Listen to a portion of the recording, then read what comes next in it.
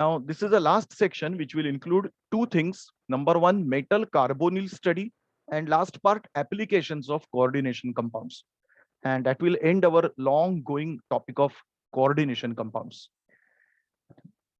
So let us begin first. General term you are going to do here, which you have heard earlier in organic chemistry with respect to reference of Grignard reagent. So we call Grignard reagent as organometallic compound. So here a little bigger reference we have. So we know the definition that compounds which contain at least one metal carbon bond are known as organometallic compounds. Now we had seen only one simple organometallic, that was Grignard reagent, but here we are going to see much more like that. Now when we define such a thing, we should define what do not come under organometallic. So compounds like carbide, cyanide, carbonate, and carbonyl, they although contain metal carbon bond, they are not counted traditionally as organometallic compound. So for example, you have heard of calcium carbide, then sodium cyanide. Now reason for this is most of them contain ionic bonds. That is why they are not counted as organometallic compound. Usually we must have a proper covalent sigma or pi bond in them. So let us test whether given compounds are organometallic or not. Long back in NEET, there was one question which I have taken here as like text. This was an option given, trimethyl orthoborate. They ask whether this is organometallic or not. Now to understand that, we must have a structure. You will wonder ये compound कहाँ देखा है हम लोगों ने? This is in group 13 element boron chemistry. वहां पे सिर्फ ये मिथाइल ग्रुप की जगह आपको वहां पे इथाइल ग्रुप दिखेगा, which is a reaction between orthoboric acid and ethyl alcohol giving green color flame. तो वहां से ये कंपाउंड लिया है. You can clearly see boron और ऑक्सीजन के बीच में बॉन्ड है. देखो, बोरॉन और कार्बन के बीच में बॉन्ड नहीं है. That is why this is not an organometallic compound. Another one is this one. I couldn't get a structure of this, but it's evident. You can see titanium और देखो benzene ring है यहाँ पर. तो benzene मतलब carbon और titanium में bond present है. Then another one diethyl zinc. So ये ऑर्गेनोमेटालिक है, इसका स्ट्रक्चर अवेलेबल है. So zinc is connected with two ethyl groups. So अगर आपको क्वेश्चन आएगा, जैसे नीट में बहुत पहले आया था कुछ 2010 में, so they will mostly give you compounds which you have seen in your syllabus somewhere in inorganic or organic chemistry. So if you know the structures already, then this is not at all a difficult question. Let us go for now classification of organometallic. And first type which we do is what we had done earlier in group number 1, 2, 13, 14, those kind of thing. Here they will clearly form metal carbon sigma bond. There will not be any pi bond present in them, purely sigma bond. Now such compounds are only found in group 1 to 13, 14, 15. These are the usual groups. 13, 14 maximum form karte hain. So examples which are there in our syllabus somewhere or other, those only examples I have taken here. So you can clearly see boron group 13, silicon group 14, arsenic group 15. तो हर एक group का एक एक example लिया है. S block वाले के example ज्यादा अवेलेबल नहीं है. बेरिलियम के कंपाउंड्स हैं वैसे करने वाले, but they are not very popular and थोड़े अनस्टेबल होते हैं, so it's not mentioned here. Go through this before I go ahead with second type. So can esters form this or Esters are organic compound where we have metal in that. Esters, where are metal present? We are talking of metal carbon bonds. So but that group like CONA and that is the, where is the carbon oxygen, say carbon metal bond in that? When you have COONA, correct, you have oxygen sodium bond, that also ionic, so it won't be counted. For example, our remember this one Williamson synthesis में हम लोग करते हैं sodium alkoxide, तो वहां पे RO minus Na plus, so ionic bond between oxygen and sodium. So that is also not organometallic compound. अपने organic के सिलेबस में सिर्फ एक ही ऑर्गेनोमेटालिक आता है, that is Grignard reagent, no other one. Second type which we are interested more, and हम लोग इसका थोड़ा रिलेशन में पार्ट करेंगे, पाई बॉन्डेड कंपाउंड्स. अभी these compounds are usually shown by transition elements, little bit of F block. F block के examples आपके books में नहीं है, but they are also going to form. And the bonding is definitely not a very simple bonding. मतलब इनका bonding आपके syllabus में रखा ही नहीं है, that is mostly done at MSc level, and it's bit complicated to be studied with molecular orbital theory and all. उसमें से जो दो एग्जांपल जेई और नीट के बुक्स में मेंशन्ड है, these are Zeise's salt, name of scientist, and this is like supposed to be one of the oldest organometallic compound discovered. अभी आप ये जरा केयरफुली देखना, platinum bonded to 3 chlorine bonded to C2H4, overall negative charge. See the name carefully, I will explain everything. Trichloro, because there is 3 chlorine. Ethene, can you see in the spelling over here, ethene. Platinate, Roman 2. And before that you can see this Greek letter eta. तो eta का मतलब है number of carbon atoms bonded to the metal. जैसे ये case में आप structure देखोगे, it's a square planar structure, platinum in the centre, 3 chlorine, और ये दो carbon atom through pi bond platinum से बॉन्डेड है. सो कितने कार्बन एटम बॉन्डेड है वो नंबर यहां दिखेगा आपका, eta raised to 2. Let me give one more example. A very famous inorganic organic mixture compound, ferrocene, which you can see here, eta 5, eta raised to 5. Molecule here is C5H5. So name देखो इसका, bis cyclopentadienyl. So this is cyclopentadiene group, and all the 5 carbon atoms form a bond with iron. Like that, there are 2 such cyclopentadiene ring. This is known in inorganic chemistry as sandwich compound. You can see ये ऊपर का ring है साइक्लोपेंटीन का, ये नीचे वाला है, और दोनों के बीच में आयरन का एटम रहता है. अगर ये दोनों रिंग ऑपोजिट डायरेक्शन में है तो यू कॉल इट स्टैगर्ड. दोनों रिंग देखो एक ही डायरेक्शन में है, एक्लिप्स्ड. तो वो जो हम लोग स्टीरियो केमिस्ट्री में यूज करते थे, स्टैगर्ड, एक्लिप्स्ड, वही टर्म्स यहाँ यूज किए हैं. आपके सिलेबस में पाई बॉन्डेड में सिर्फ ये दो एग्जांपल्स हैं, और ये दोनों क्वेश्चन जेई और नीट में इसके पहले एमसीक्यू में आ चुके हैं. जस्ट टू आइडेंटिफाई, और कुछ डिटेल नहीं है. गो थ्रू दिस क्विकली. आज के पीडीएफ में मैं इतना सारा चीज किया जो आपके प्रिंटेड नोट्स में नहीं है, तो better when you study this topic, do it through this PDF only. A lot of things which I cannot print, I have given it over here. So can you send a CFT का PDF? I am not sent CFT का, नहीं भेजा है. No. Okay, I will send it. Yeah, आप दोनों भेज, last time का और आज. हाँ, okay, last time we completed the topic. Yes, दोनों भेज देता हूँ साथ में अभी. चलो, now after general study of organometallic, we go for metal carbonyls in detail. अभी पूरा remaining topic is only metal carbonyl, and that is the last part of the topic. Metal carbonyl are homoleptic complexes. Chapter के starting में word किया था, the complexes which contain only one type of ligands were called homoleptic. तो इसमें एक ही ligand होगा, carbon monoxide, और कुछ नहीं. कार्बन मोनोऑक्साइड को आयुपैक नेम है carbonyl, that's why the name is metal carbonyl. Metal और कार्बन मोनोऑक्साइड में there will be coordinate bond, but the bonding is bit complicated. We will do in detail about bonding here.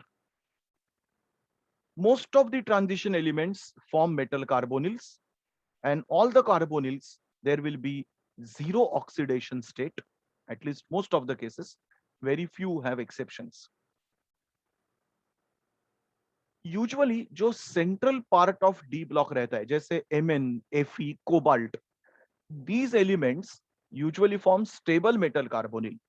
और जो left side वाले हैं, scandium, titanium, या फिर end वाले हैं, zinc, they don't usually form any metal carbonyl, अगर form हुआ तो भी वो मोस्टली अनस्टेबल ही रहता है. So these are few examples: nickel, iron, chromium, vanadium, molybdenum, tungsten, cobalt, manganese. So we will do now in detail about the classification and everything of metal carbonyls. There are two ways in which we can classify metal carbonyl based on number of metal atoms in the molecule. They are called mononuclear metal carbonyl. Mononuclear matlab they will contain only one metal atom in the formula. These are the structures directly from NCERT textbook. Tetrahedral structure of tetracarbonyl nickel, FeCO5 trigonal bipyramidal, sp3 dehybridization, and octahedral structure of chromium with 6 carbon monoxide groups. Hybridization wise, sp3, sp3d, sp3d2. So since they contain only one metal atom, mononuclear metal carbonyls.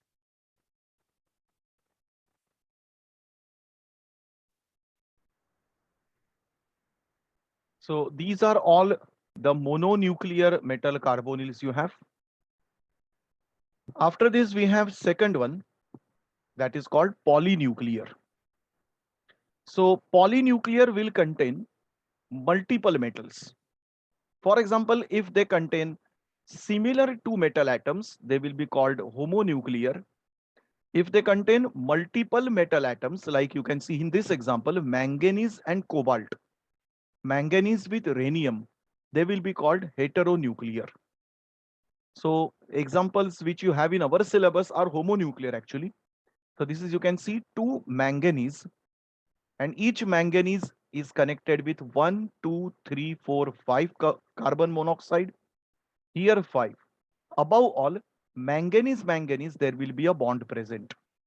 So the total formula becomes Mn2CO10. Same way here, 2 cobalt atoms connected with 4 carbon monoxide each. So CO2, CO8 is the formula. All these structures I have taken directly from NCERT only. GTB doesn't have this entire section at all. तो MHCET में ये section पूरा का पूरा आज का lecture नहीं आएगा आपको. I hope some of you will not disappear. Next, another way of classifying these is based on the structures. Now I'm just going to describe it. Structures हम लोग ने पहले ही किए, तो हम खाली describe करेंगे. There are two ways. One which will contain metal-metal bond and bridging carbon monoxide, or both. So where new structures will come, I will show you. If metal atom is directly connected to carbon monoxide, they are called terminal carbonyl groups. And there is a possibility of bridging carbonyl also. So let us see these two types, non-bridging and bridging metal carbonyls. Let us see one by one. First one, non-bridging, जो अभी हम लोग ने देखा था वही सब non-bridging है. So अभी एग्जांपल देखे थे हम लोग ने NiCO4, FeCO5, only terminal carbonyl. And non-bridging with terminal, जिसमें आपको additional metal-metal bond भी होगा. Please go through this. All these structures we have already shown 2 slides before, so I have not repeated again. So why won't they consider as bridge also? They're connected. Bridge दिखा दो. Bridge metal. मैंने दिखाया नहीं अभी. Bridge एकदम अलग है. हम लोग ने एक भी bridge वाला structure देखा नहीं अभी तक. अभी जितने हम लोग ने देखे वो सब open structures थे. I will go back if you want. Check these structures. देखो सभी कार्बन मोनोऑक्साइड मॉलिक्यूल फ्री है. There is no link of any bridge anywhere. By the way, ये स्ट्रक्चर ना बहुत सारे स्टूडेंट को कंफ्यूज होता है. देखो ये कोबाल्ट एटम है, प्लीज पे अटेंशन है. ये कोबाल्ट एटम इस कार्बन को कनेक्टेड है. This is perhaps above the plane and this is going below, behind the plane. मतलब ये ऊपर और ये नीचे वाला. There is no atom over here, there is no connection. This is just above and below, you can imagine. Okay, this is not bridge. Bridge क्या है दिखाऊंगा मैं स्ट्रक्चर्स आपको ब्रिज के पार्ट में. हम लोग ने अभी तक सिर्फ नॉन ब्रिज वाला ही सुना है, अभी let us go to bridge ones. They will contain bridging carbonyl groups. For example, Fe2CO9. अभी इसका आप स्ट्रक्चर देखो, ये दो Fe के एटम्स, इसमें आपको ये जो 3 ग्रुप्स हैं 1 2 3 और यहां पे 1 2 3, these are terminal carbon monoxide. और ये जो आपको दिख रहा है ये है bridge. So how many terminal can you see? Total 6 terminal and 3 bridging. Have you understood what is a bridge? समझ में आ गया correctly? This is a separate type altogether. Another example, CO2CO8. अभी ये मॉलिक्यूल दो आइसोमर्स में possible है, एक जिसमें कोई ब्रिजिंग प्रेजेंट नहीं है, ओपन स्ट्रक्चर. इसी का अदर टेम्परेचर पे हम लोग फॉर्म करेंगे तो ब्रिजिंग वाला क्रिएट होता है. जस्ट रिमेंबर द थिंग्स, इसमें कुछ बड़ा आपको बाय हार्ट करने की नेसेसिटी नहीं है. एमसीक्यू में वो लोग सिंपल क्वेश्चंस इस पे पूछते हैं. Only problem here is huge volume of information to remember. That if you start revising, then it's not difficult. So Huh. in the second structure there is no Yeah. CO bond. There is no such bond here. Yes, correct. In this one, because already valency has gone out with carbon monoxide, तो इसमें cobalt bond गायब हो गया है. देखो sentence में भी लिखा है, the one has metal bond and the other has only bridging carbon monoxide. Properties and uses I'm quickly displaying, no big chemistry involved. Go through this. ये पूरा सेक्शन जीटीबी में ओल्ड सिलेबस में था, HSC में आता था, सब बंद कर दिया, चेंज कर दिया.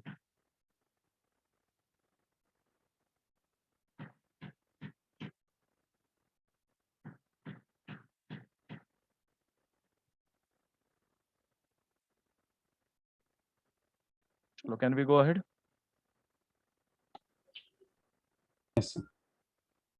So now the most important one, and I will suggest once again, if you are doing any other work right now, please stop that and 100% pay attention here.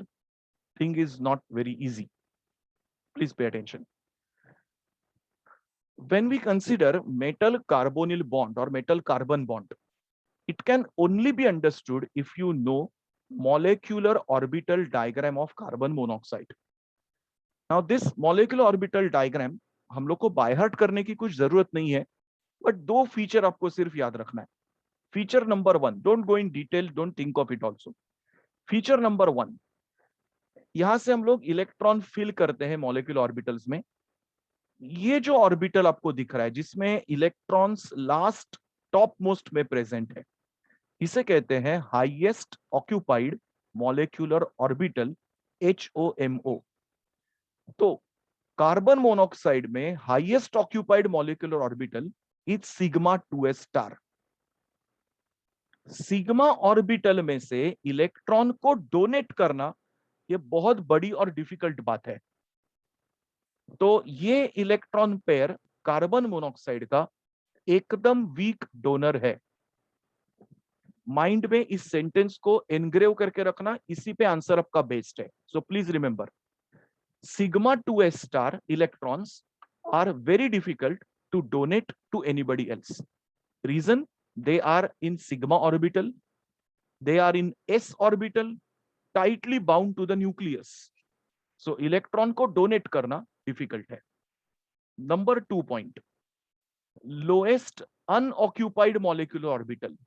देखो ये unoccupied, ये unoccupied, तो सबसे lowest वाले ये दो है, that is called LUMO, HOMO and LUMO. So LUMO orbitals are pi star 2px and pi star 2py. ये दो ऑर्बिटल सबसे लोएस्ट एनर्जी के हैं, तो वो इलेक्ट्रॉन एक्सेप्ट करने में एक्सपर्ट है. तो कार्बन मोनोऑक्साइड का नेचर क्या है?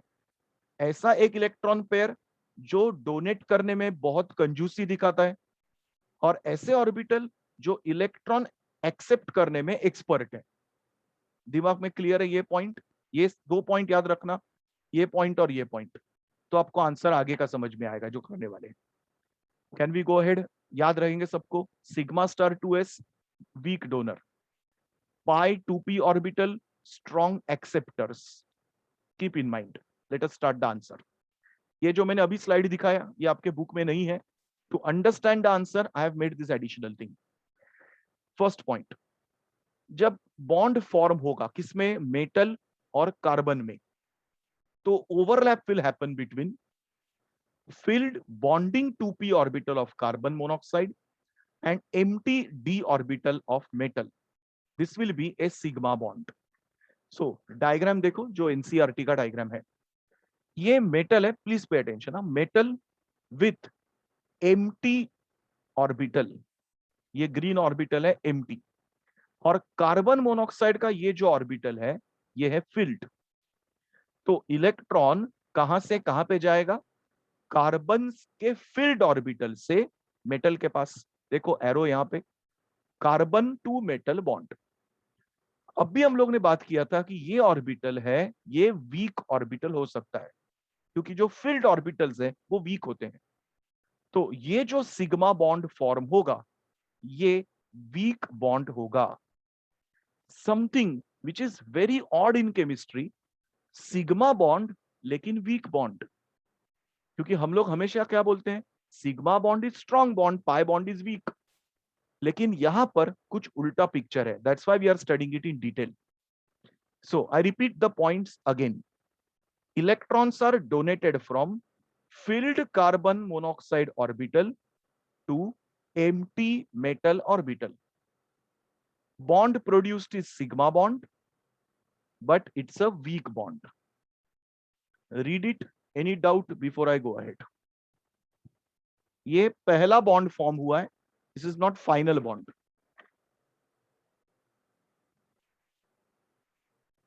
Let us think of the second one. अभी जो दूसरा बॉन्ड फॉर्म होगा, this is now going to be a different one. इसमें मेटल के पास जो फिल्ड डी ऑर्बिटल्स हैं, they will donate electrons to the empty carbon monoxide orbital. कौन से वाले, जो पाई स्टार 2p थे ना एम्प्टी ल्यूमो ऑर्बिटल, उनको ये डोनेट करेगा. तो अभी ये डी ऑर्बिटल और ये p orbital, so this is going to be d pi p pi bonding. अभी जब कोई भी मेटल इलेक्ट्रॉन को फिर से रिटर्न करेगा तो उसको कहते हैं बैक बॉन्डिंग और बैक डोनेशन. हम लोग ने पहले ही बताया था कि लूमो ऑर्बिटल इज एक्सपर्टिंग एक्सेप्टिंग, मतलब ये बॉन्ड बहुत स्ट्रांग होने वाला है. ऊपर से ये पाई बॉन्ड है. तो अपने को क्या पता चला, पहले वाला जो बॉन्ड था ये सिग्मा था लेकिन वीक था, और ये बॉन्ड है पाई बॉन्ड है लेकिन स्ट्रॉन्ग बॉन्ड है. Any doubt up to this? Please this slide बोलो. So in the previous slide, sigma का था, you told that sigma bond is very hard to form. मतलब कि like the weak donors they have. Yes yes, क्योंकि So then how carbon does का it tendency form? नहीं है electron donate करने का, इसके लिए. So इसलिए they are sharing it. This is a overlap of orbital. अपना वैलेंस बॉन्ड थ्योरी में करते थे ना, या फिर हाइब्रिडाइजेशन में, तो ये ऑर्बिटल और ये ऑर्बिटल ओवरलैप होगा. सिग्मा ओवरलैप, याद है, linear So overlap. no one is donating. They're just it's a overlapping. Donation, क्योंकि ये इसके पास इलेक्ट्रॉन्स है, इसके पास नहीं है. तो ऑर्बिटल ओवरलैप हुआ, लेकिन electron pair came from only carbon. So it is a sigma bond, but pair of electron only coming from carbon. Understood? So, sir, since the since the sharing is difficult, that's why the bond is weak, right? Reason for that is basically carbon monoxide has no tendency to give electrons. That's the main reason. Yes, sir, that's what. Second thing, another thing which you think you can easily understand, आप लोगों ने बचपन से सुना है कि metals are good electron donors. Metal कभी electron accept थोड़ी ही करते. मेटल तो अपना इलेक्ट्रॉन दे देते हैं, इलेक्ट्रो पॉजिटिव होते हैं. तो मेटल को कोई बाहर से इलेक्ट्रॉन सबमिट करेगा तो उसको पसंद नहीं रहेगा वो. That's why another reason is this bond is weak. Understood this? Correct? Sir, in the second one, from where did the electrons get transferred? Metal के पास डी ऑर्बिटल अपने होंगे. जैसे सपोज आयरन है, तो आयरन के पास अपना 3d5 या 3d6 रहता है. तो वो जो मेटल के डी ऑर्बिटल के फिल्ड इलेक्ट्रॉन्स हैं, they are submitted to the LUMO orbital of carbon monoxide. Got it? So what if any metal doesn't contain the अरे फिर वो orbital? Metal D block element कैसे होगा? ये सब ट्रांजिशन एलिमेंट्स की स्टोरी चल रही है ना पूरा. मेटल के पास तो डी ऑर्बिटल होना ही चाहिए. Okay, I will summarise this in a easier way. आप देख लो, अगर आपको इजी लगे तो इसका फिर स्क्रीनशॉट ले लेना. जो मैंने अभी तक बोला आपको एक्सप्लेन कर रहा हूं.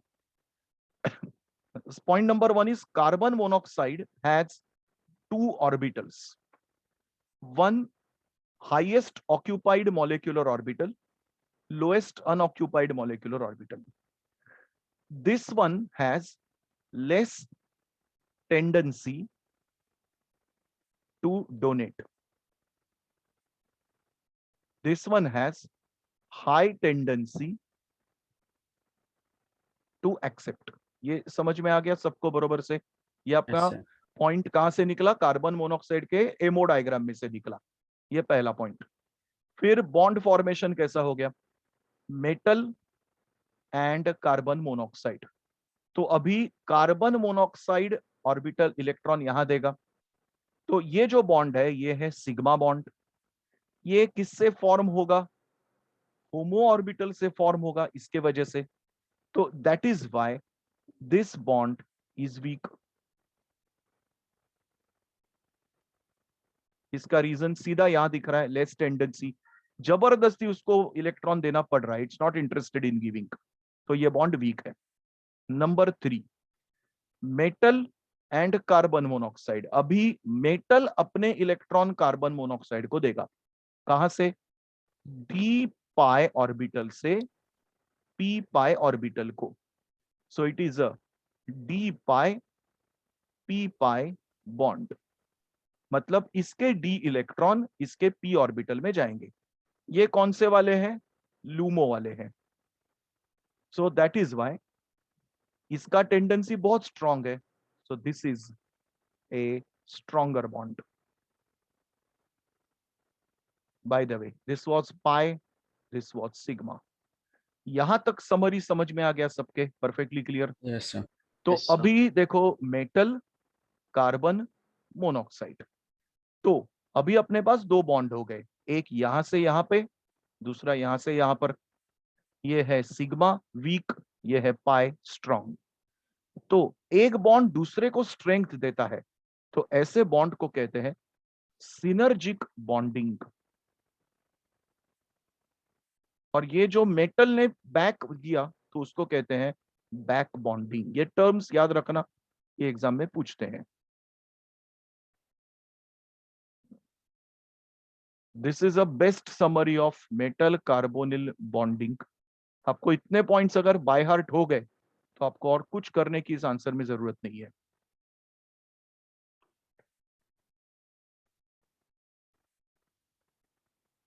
You can take a screenshot. So which it metals give show only sigma? Which one? क्या क्या समझा Metals नहीं. show only sigma bond. ये सिर्फ कार्बन मोनोऑक्साइड इसी में दिखता है, अदरवाइज नहीं. अदरवाइज तो अपने नॉर्मल जो बॉन्ड्स होते हैं coordinate bond, they will be form by sp3 dsp3 hybridisation, वो सब होते हैं. They are also sigma bonds, but due to hybridisation they are more stronger. इसमें This भी is not like that. Hybridisation रहता है लेकिन बहुत कम होता है. This is like proper sigma bond, not proper like a sigma bond. coordinate. देख देख, मैं तेरे को coordinate 11th वाला डायग्राम दिखाता हूँ. ये देख, सिग्मा वाला ऐसे था, याद है? ये Yes, दो हम sir. लोग ऑर्बिटल ओवरलैप करते थे. ये सिग्मा. और ये पाई में कैसा है? ये आपका डी ऑर्बिटल जो मेटल के, अरे सॉरी, कहाँ गया मेरा डायग्राम? तो ये आपका डी ऑर्बिटल इस तरह से मेटल वाला, और ये पी ऑर्बिटल कार्बन मोनोऑक्साइड वाला. तो इसमें आप नोटेशन याद रखना, ये मेटल से है, ये कार्बन मोनोऑक्साइड है.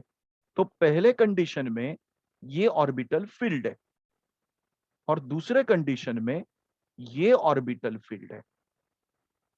तो इलेक्ट्रॉन ट्रांसफर डायरेक्शन समझ में आ गया सबको? कार्बन से मेटल फील्ड टू एम्प्टी, यहां metal to carbon filled to empty. This is HOMO, this was LUMO. I hope all points are clear.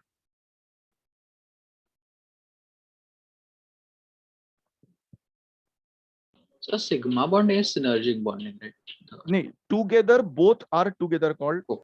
Synergic bonding. Synergic मतलब एक वीक है तो दूसरा उसको स्ट्रॉन्ग बना रहा है, दैट इज कॉल्ड सिनर्जिक.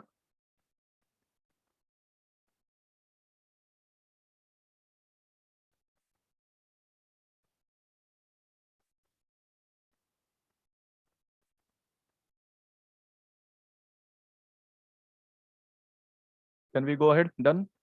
ये sir. सिनर्जिक वाला जो एनसीईआरटी का डायग्राम है वो आपको दिखा रहा हूं मैं. This is NCERT has given this diagram at the end step wise. तो इसमें सभी आपको एक साथ दिखेंगे. देखो स्टेप वाइज देखना. कार्बन टू मेटल, देखो ये सिग्मा होमो वाला बॉन्ड, और ये पाई मेटल टू कार्बन, ये देखो ये वाला बॉन्ड पाई बॉन्ड. तो देखो फिल्ड ऑर्बिटल, यहाँ पे इलेक्ट्रॉन पेयर है जो मेटल को दे रहे हैं, ये वीक है, और मेटल के डी ऑर्बिटल में जो इलेक्ट्रॉन पेयर है वो इसको जा रही है, तो ये पाई बॉन्ड है. So they have tried to merge all the diagram together in one orbital like this, one diagram like this. So it's carbon double bond oxygen, na? No, that shows in fact resonance. So इसके लिए वो triple और double के बीच का रहता है. हम लोग अभी इसी के बारे में देखेंगे, डबल है या ट्रिपल है क्या है. That we are going to see now after this. Actually speaking, it shows resonance. इसके वजह से वो बॉन्डिंग ऑर्डर चेंज होता है. अच्छा, अभी जो मैं सेक्शन कर रहा हूं ये एक्चुअली स्पीकिंग सिर्फ जेई एडवांस्ड के बुक्स में दिया हुआ है. Listen to me carefully. JEE advanced के बुक्स में दिया है. जेई मेंस और नीट में किसी भी बुक में आपको सेक्शन नहीं मिलेगा. मैंने नोट्स भी जेई एडवांस में से ही बनाया है. और सबसे फनी चीज है कि इस पे आज तक 2 बार क्वेश्चन पूछा है, वो दोनों बार क्वेश्चन आया है नीट में, और जेई में एडवांस्ड में मेंस में एक बार भी क्वेश्चन इस पे नहीं आया है. और दोनों बार जब आ गए क्वेश्चन, नीट वाले मर गए क्योंकि किसी ने ये पढ़ा ही नहीं है. Because most of the time NEET students are taught differently than JEE and they miss out this part. आपको लगेगा मैं आपको दोनों को साथ में क्यों पढ़ाता हूं, क्योंकि केमिस्ट्री एक ही होती है. नीट की केमिस्ट्री अलग, जेई की केमिस्ट्री अलग नहीं होती है. देखो इसका बेस्ट एग्जांपल ये पार्ट है, आपको दोनों करना है.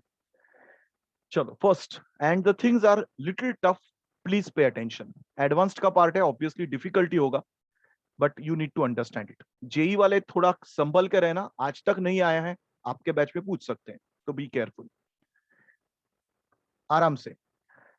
Extent of back bonding. We are going in back bonding term in detail. What was back bonding? Metal to carbon monoxide का जो bonding था, that is back bonding. तो metal to anti-bonding molecular orbital of carbon monoxide increases. Metal carbon bond becomes stronger. Carbon monoxide bond becomes weak. Carbon oxygen bond becomes weaker, and decrease in bond order takes place. Golden sentence है ये, आप by heart करोगे तो आपको पूरा section हो जाएगा. I repeat, अगर बैक बॉन्डिंग का एक्सटेंट बढ़ गया, मतलब मेटल ज्यादा से ज्यादा इलेक्ट्रॉन कार्बन मोनोऑक्साइड को डोनेट कर रहा है, तो क्या होगा इसका इफेक्ट? मेटल कार्बन का बॉन्ड स्ट्रांग होगा, कार्बन ऑक्सीजन का बॉन्ड वीक होगा, और बॉन्ड ऑर्डर कार्बन ऑक्सीजन की कम हो जाएगी. बॉन्ड ऑर्डर मतलब जो हम लोग देख रहे थे, डबल बॉन्ड या triple bond, that is called bond order.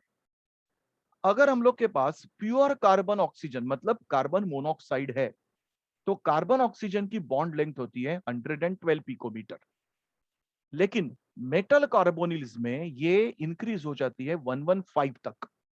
मतलब प्योर कार्बन मोनोऑक्साइड और मेटल कार्बोनिल में डेफिनेटली कुछ तो डिफरेंस है.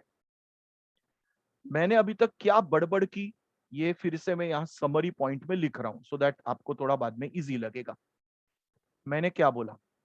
मेटल कार्बन मोनोऑक्साइड की बैक बॉन्डिंग हम लोग देख रहे हैं, this is called back bonding. तो इफ बैक बॉन्डिंग इंक्रीजेस तो क्या होगा इसका effect? Metal carbon bond will become stronger and carbon oxygen bond will become weaker. Is the first summary point clear to everyone? ये rule याद रखना, इसी point पे एक बार 2 बार क्वेश्चंस आए हैं. फिर से रीड करो, एक बार देखो, समझ लो मैंने क्या बोला. If you are okay, I will go ahead.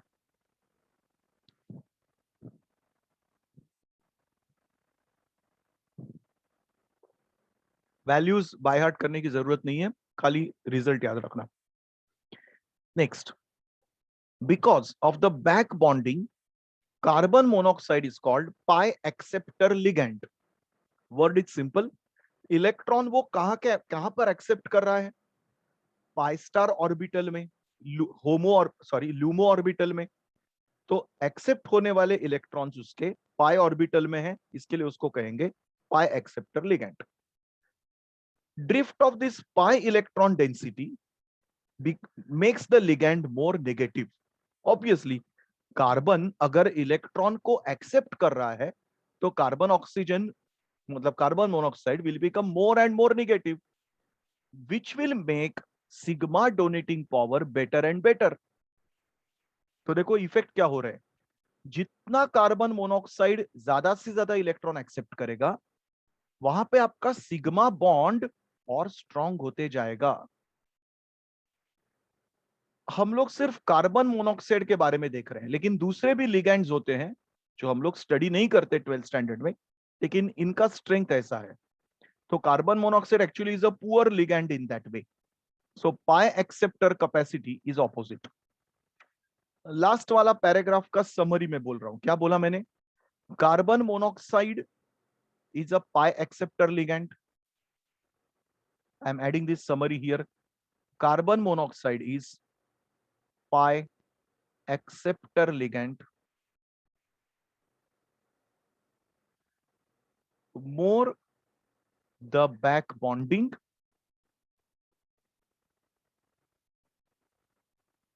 stronger will be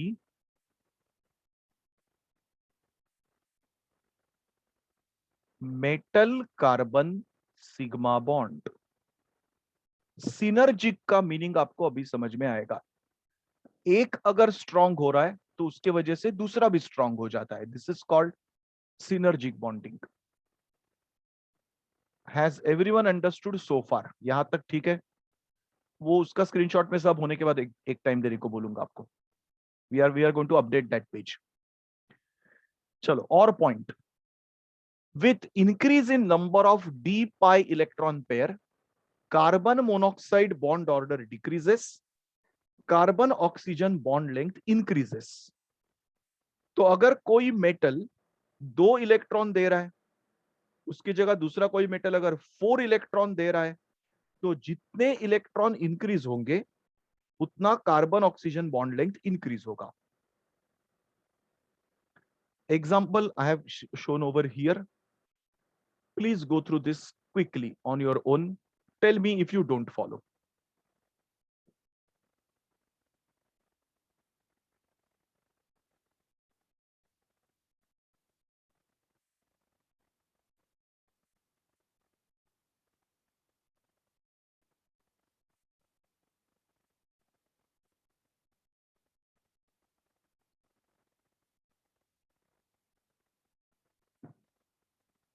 ये 3/6, 4/5, 5/4 समझ में आया कि नहीं सबको? Can you explain that part? Yes. देखो पहले हम लोग ने क्या बोला है कि क्रोमियम, आयरन और निकल के पास इतने इलेक्ट्रॉन पेयर्स हैं. That is calculated from the electron configuration. So 3 electron pair chromium wants to give, लेकिन एक्सेप्ट करने वाले कितने हैं? 6 carbon monoxide. So that becomes 3/6. Iron is ready to give 4 electron pair, but it is being accepted by 5 ligands, so it is 4/5. Understood this?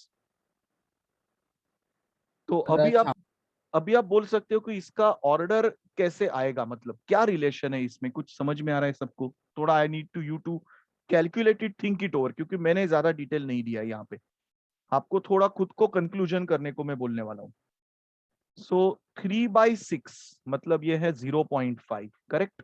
Yes, sir. 4/5 is 0.8 and 5/4 is 1.25.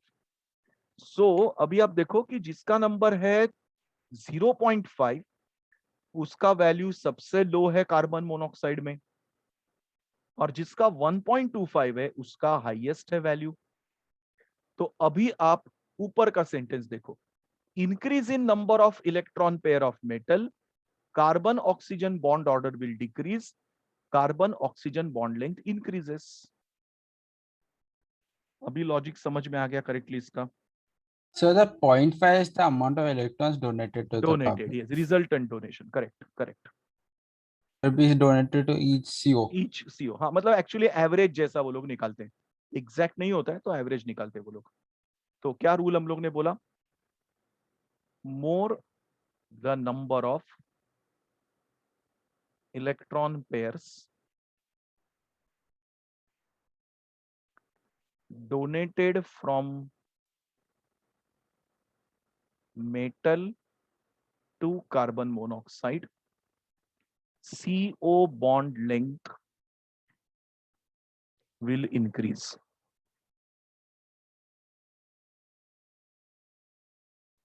ये जो मैं आज section कर रहा हूं ना, जिस साल पेपर आपका डिफिकल्ट निकलेगा उस टाइम पे डेफिनेटली इस सेक्शन पे क्वेश्चन होगा। जिस टाइम पेपर सिंपल रहेगा ये सेक्शन कवर नहीं होगा, माय गारंटी। ये रेगुलरली आने वाला सेक्शन है नहीं, I am treating it like a special section, I will say.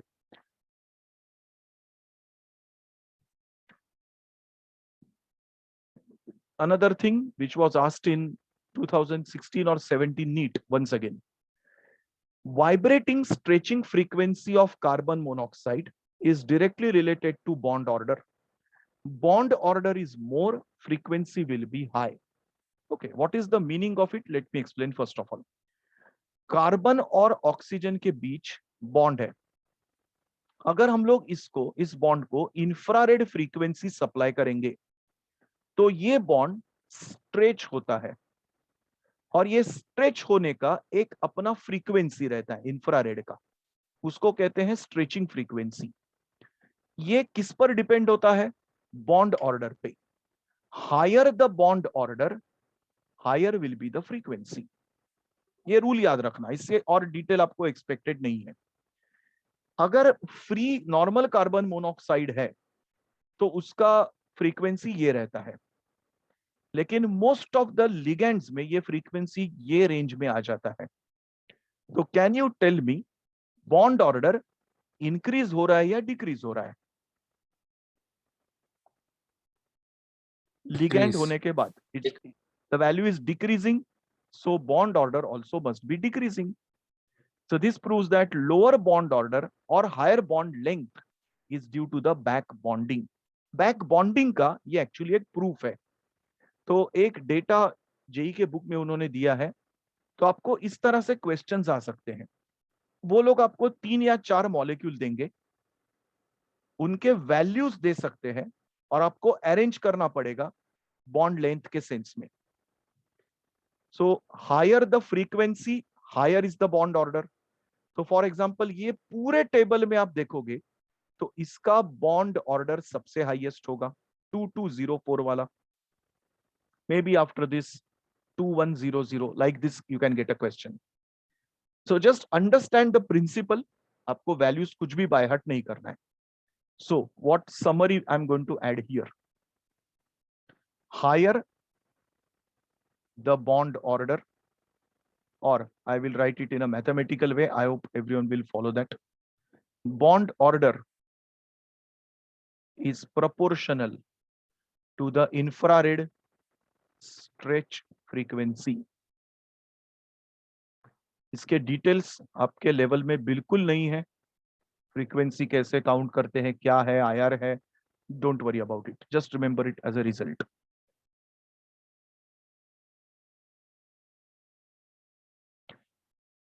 अभी हम लोग 2 सेक्शंस लास्ट के करेंगे and that will end our this difficult thing of metal carbonyl. Read it very carefully and I am, if you want I will underline the important points. अगर हम लोग के पास निगेटिवली चार्ज्ड मेटल कार्बोनिल है, जैसे ये example जिसमें minus charge है, रूल है greater the charge on the metal, या फिर ये जो चार्ज है ये charge, more back donation will happen, strengthening metal carbon bond, weakening carbon monoxide bond. So basic rule यहां पर है, ये sentence golden sentence. Higher the negative charge, stronger is the metal carbon bond, weaker will be carbon oxygen bond. Higher the negative charge, ये वाला charge. Higher the negative charge, stronger is the metal carbon bond.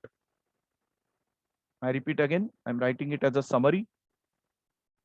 For negative metal carbonyls, higher the negative charge,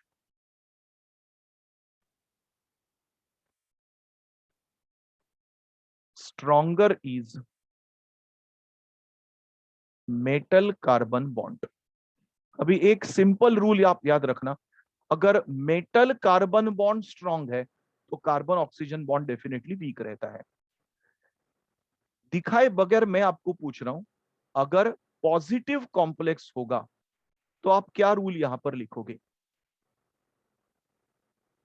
Lower than I will positive. keep this part same. Higher the positive charge.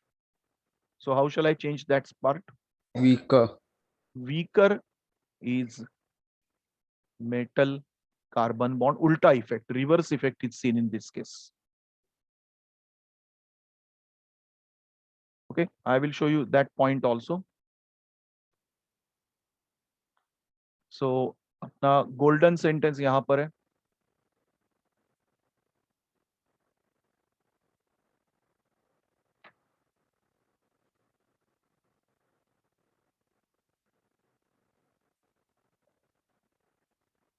जो questions NEET में आए थे वो आपको सीधा यहां दिखा रहा हूं. क्वेश्चन आया था 2016 नीट में. Which of the following has longest carbon oxygen bond length? These were the options given. Carbon oxygen bond length. I am displaying the answer. सोचो आपको आंसर समझा या नहीं.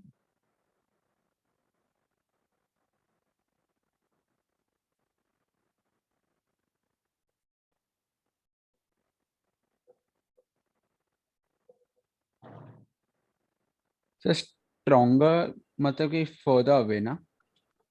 And weaker स्ट्रॉन्ग मतलब बॉन्ड उतना short.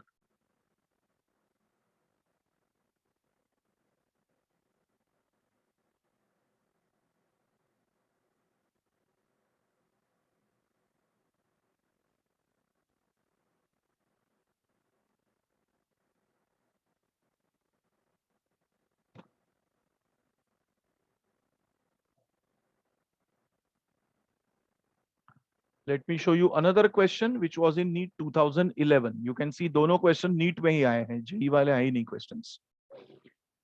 Strongest bond. They are definitely not easy questions to remember. आपको ये section बहुत घर में रिवाइज करना पड़ेगा. ये समरी आपको एक बार लिख लो कहीं पे नोटबुक में. If you want to really score good marks. सब चलता है तो no problem. You can ignore it.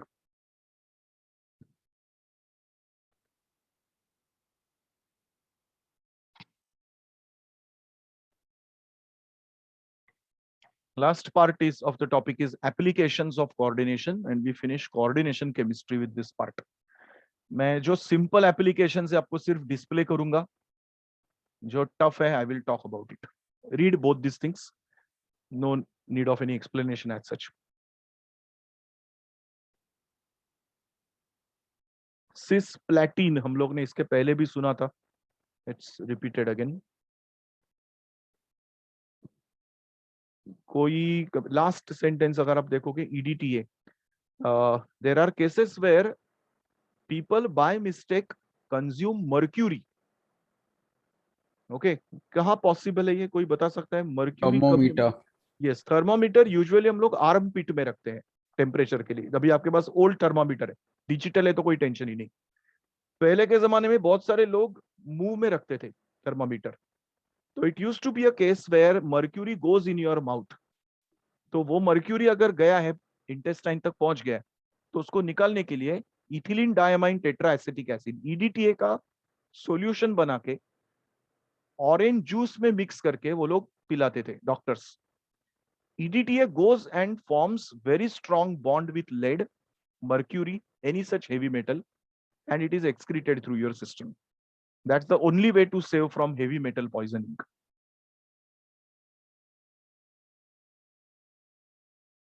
Hardness of water. I hope you know about hardness of water. Water becomes hard if magnesium or calcium ions are present. So once again, if EDTA is added to water, it will form strong bond with magnesium, calcium, और वो वहां से water को निकाल देता है. It becomes water becomes soft.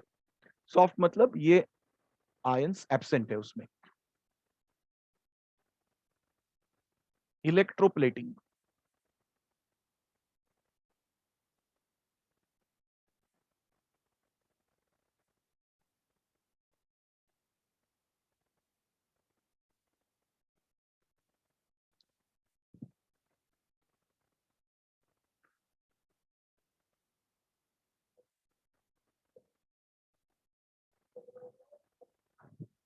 I've collected all the possible applications from GTB, NCERT, JEE NEET books.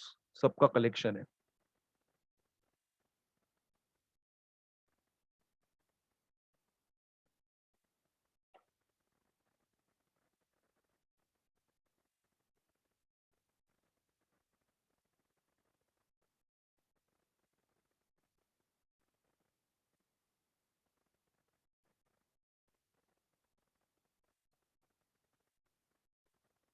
Metal extraction.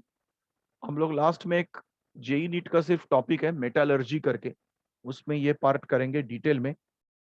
If you are extracting metal like noble metal like silver and gold, they are first treated with cyanide. For example, here you can see silver is treated with cyanide to form a complex. Then this complex is treated with zinc and purified silver is separated. तो ये impure silver है, ये purified silver है. Same reaction happens with gold also. So naturally occurring जो silver और gold होता है उसको purify करने के लिए ये technique use होता है. Their complexes are created. ये मैं आपको दिखा के एक्चुअली कुछ फायदा नहीं है क्योंकि आप लोगों ने प्रैक्टिकल्स कभी किया ही नहीं. ये पूरा प्रैक्टिकल का एनालिसिस है. I will send the PDF but will not discuss this right now. आपको कुछ समझ में बेसिकली आएगा नहीं इसमें because these are all related to practical experiments.